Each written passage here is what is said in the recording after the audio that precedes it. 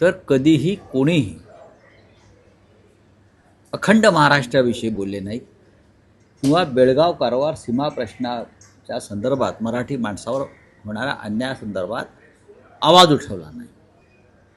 गोपीनाथराव मुंडेंचा अपवाद आहे.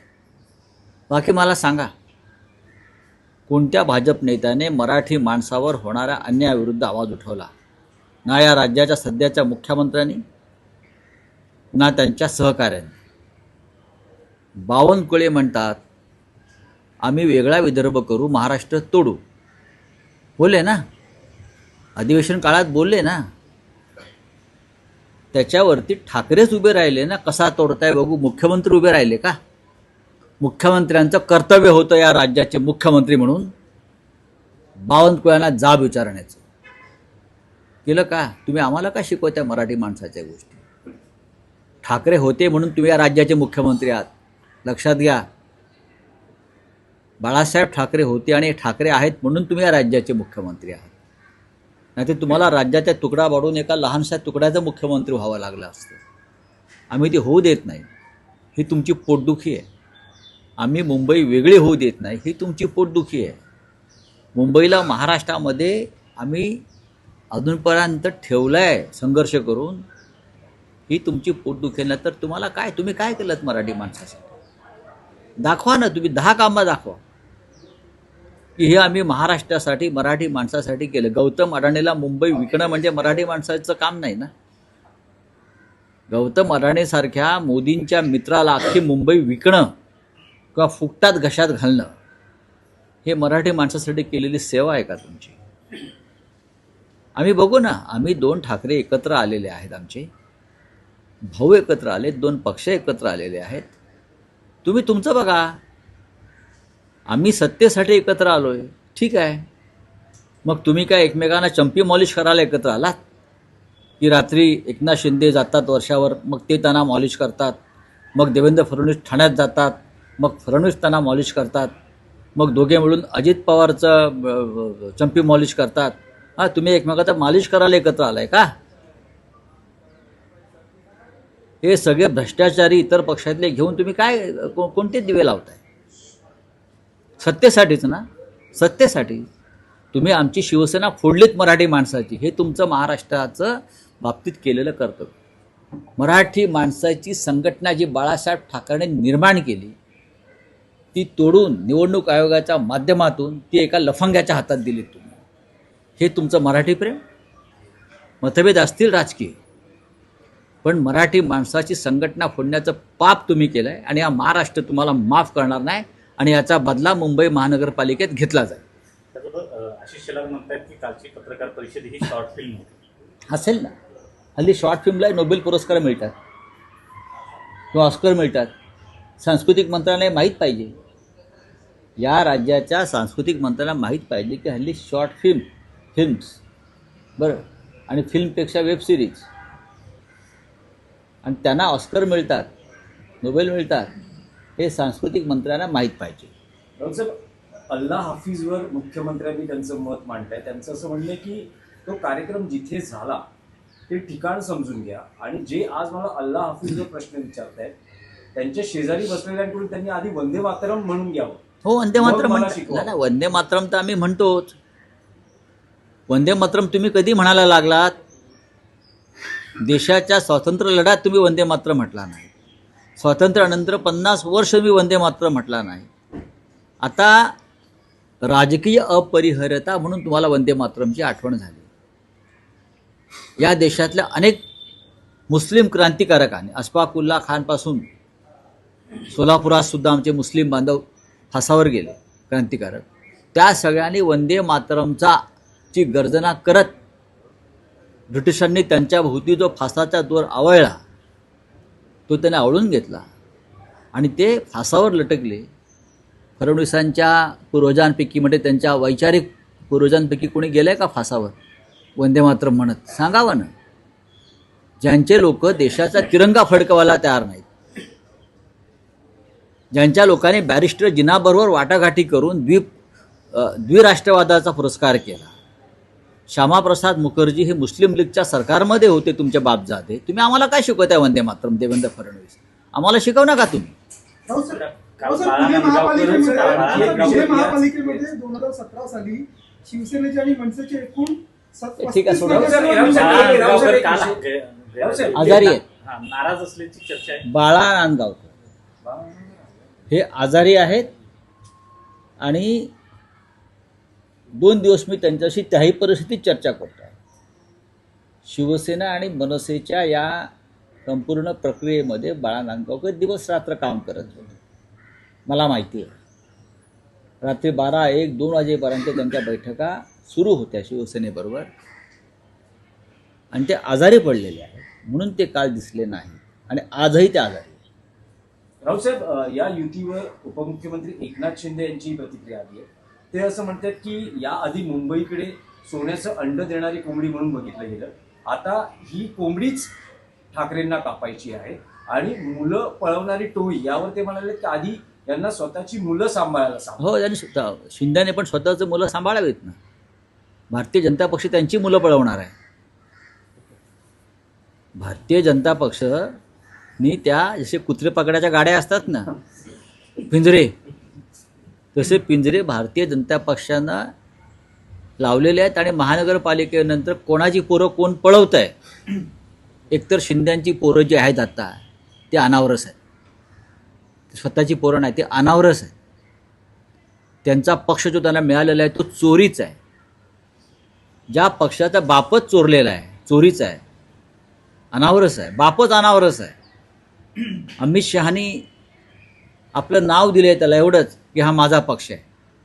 कळेल तुम्हाला महापालिका निवडणुकांनंतर कोणाची पोरं कोण पळवते. पिंजरे लावले आहेत, कुत्र्याला लावतात ना तसे, आणि त्यात किती जात आहेत ते बघा. मग वर्षा गायकवाड असं म्हणतात की कुठल्याही प्रकारची चर्चा मागील 4 महिन्यात आपल्या पक्षाने म्हणजे ठाकरेंच्या शिवसेनेनं ही केली नाही आणि त्याच्यामुळे मग आम्ही स्वबळाचा नारा दिला. आम्ही महाविकास आघाडीमध्ये होतो, असं असताना त्यांनी आमच्याशी चर्चा करायला पाहिजे होती.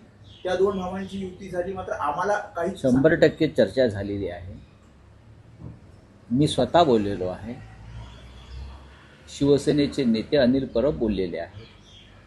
मी स्वतः रमेश चेनिथल यांच्याशी बोललेलो आहे, वारंवार बोललेलो आहे. 4 दिवसापूर्वी सुद्धा बोललेलो आहे. मी दिल्लीच्या हायकमांडशी बोललेलो आहे. कदाचित वर्षाताईला माहीत नसेल. एनसीपीशी सुरू असलेली चर्चा थांबली नाही असं म्हटलं जाते नाही. आणि याचवरून पण शरद 10 पवार जागा नाराज तुम्ही असल्याची देता चर्चा आहात, आहे. ती त्यांना मागणी मान्य नाही. त्यांना साधारण 30 जागा पाहू त्यांना आता. हव्या असं आहे की मुळात मुंबईतल्या जागा किती आहेत त्यानुसार जागा वाटप होईल. कोणाची कुठे ताकद आहे त्यानुसार जागा वाटप होईल. आम्हाला काँग्रेस आणि राष्ट्रवादी काँग्रेस हे आमच्याबरोबर हवे आहेत. पण आता मनसे आणि शिवसेनेतलं जागा वाटप आत्ता संपलेलं आहे. काल तुम्ही पाहिलं असेल की राजसाहेबांनी आकडा सांगितला नाही. आम्हाला आकडे सांगण्याची गरज नाही. आता आकड्यावरती जर युती अडत असेल, आकड्यावरती युती अडता कामा नये. जिंकून येणाऱ्या जागासंदर्भात चर्चा केली पाहिजे. माझ्या ठिकाणी एखादा दुसरा पक्षाचा उमेदवार जिंकणार असेल तर त्यासाठी जागा सोडली पाहिजे. अडवणूक असू नये. यावरून शरद पवार देखील नाराज असल्याचं म्हणतात. मला वाटतं. ते म्हणतात नाही, एक मिनिट, ते म्हणतायत की आमचा काही पक्ष हा मुस्लिम पक्ष नाहीये. ज्या जागा दिल्या जात आहेत जागा वाटपात त्या मुस्लिम जागा ज्या आहेत, मुस्लिम बहुल तिथल्या जागा देत आहेत. जिथे आमचा पक्ष विद्यमान नाही. नगरसेवक होते तिथे त्या जागा दिल्या जात नाही असं त्यांचं. खास करून विक्रोळी, कुर्ला नाही, पाहू नये. त्याच्यावरती आमची चर्चा संपलेली नाही आहे. जर आता काल एखादा नगरसेवक असेल तो त्या परिस्थितीत निवडून आला 10 वर्षापूर्वी, आज परिस्थिती बदललेली असेल आणि ती जागा कमजोर पडत असेल तर त्या संदर्भात जिंकण्याच्या दृष्टीनं दोन्ही पक्षांनी विचार केला पाहिजे. एक जागा महत्त्वाची आहे आणि मुस्लिम वगैरे हा विषय नसून मुस्लिम हा आमच्याबरोबर आहे. ठाकरे बंधूंची युती होती. दुसरीकडे नाशिकचे माजी महापौर हे पक्ष सोडून जात आहेत. मग जाऊ द्या. कालपर्यंत ते दुपारी 1 वाजेपर्यंत नाचत होते युती झाली म्हणून ठाकरे. असं काय झालं की नाही, काहीच नाही ना. म्हणजे मला पण आश्चर्य वाटतंय. हे काल दुपारपर्यंत होते गुलाल उधळत, भगवा हवेत फिरवत, शिवसेना मनसेची युती झाली म्हणून जल्लोष करत होते हे लोक. कसा विश्वास ठेवायचा कोणावर? राऊतसाहेब, ठाकरे बंधू सतत हा दावा करतायत की मुंबई महापालिकेवर त्यांची सत्ता येणार, भगवा फडकणार, महापौर मराठीच असेल. पण युती जाहीर होत असताना सत्ता वाटपाचा काही फॉर्म्युला ठरलाय का? कशाला पाहिजे? कोणाचा महापौर बघा, होईल, कोणाचा स्टँडिंग कशा करता? होईल तुम्हाला तर आधी 2018ला जे WC मध्ये झालेलं काय झालं 2018? ते पाहता म्हणजे अधिकार तुम्ही आणि- तुम्ही तुम्ही तुम्ही अमित शहाची राज ठाकरेंबरोबर तुलना करता का? पण तुम्ही अपमान आहे, कर राजकारण तुम्ही आम्हाला अजिबात शिकवू नका. तुम्ही अमित शहाची तुलना राजसाहेब ठाकरेंबरोबर अजिबात करू नका. कळलं का? ते तेव्हा काय झालं, तेव्हा त्यांनी बेईमानी केली. ते बेईमान आहेत, त्यांनी शब्द पाळला नाही. तुम्ही राज ठाकरेंच्या बाबतीत हा विचार करणं हे चुकीचं आहे. आपल्या राऊत पक्षातील अनेक राऊत आमदार, ठाकरेंच्या खासदार सेनेचे किंवा अनेक- इतर पदाधिकारी जे आहेत ते आपल्या कुटुंबातील व्यक्तींसाठी जास्तीत जास्त उमेदवार मिळावे यासाठी प्रयत्न करताना दिसत आहेत.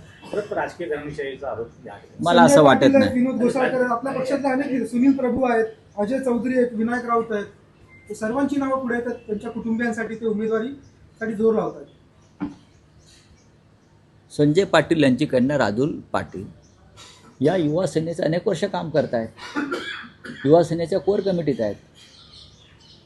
सुनील प्रभू यांचे चिरंजीव अंकित प्रभू हे अनेक वर्ष युवा सेनेच्या माध्यमातून महाराष्ट्रात काम करत आहेत. हां, अजून तुम्ही कोणती नावं घ्या, मी तुम्हाला त्यांच्याविषयी माहिती द्यायला तयार आहे. दगडू नाही सपकाळांची पण मुलगी पण जी राऊत साहेब, आहे ती- अनेकांचा प्रयत्न आहे की आपल्या घरातच उमेदवारी राहावी. आणि- समजा जर विद्यमान नगरसेवक नसेल तर आपली पत्नी, आपला भाऊ, आपला मुलगा, तर कार्यकर्त्यांना कधी संधी मिळणार असं कार्यकर्त्यांचं काय म्हणणं आहे. ते अंकित प्रभू किंवा राजुल पटेल किंवा तुम्ही जे नावं घेताय ते कार्यकर्ते नाही आहेत का? माझे वडील कोणीतरी असतील, पण मी पण कार्य करतोय. आता मी ते आहे, सुनील राऊत काम करतायत म्हणून ते आमदार झाले.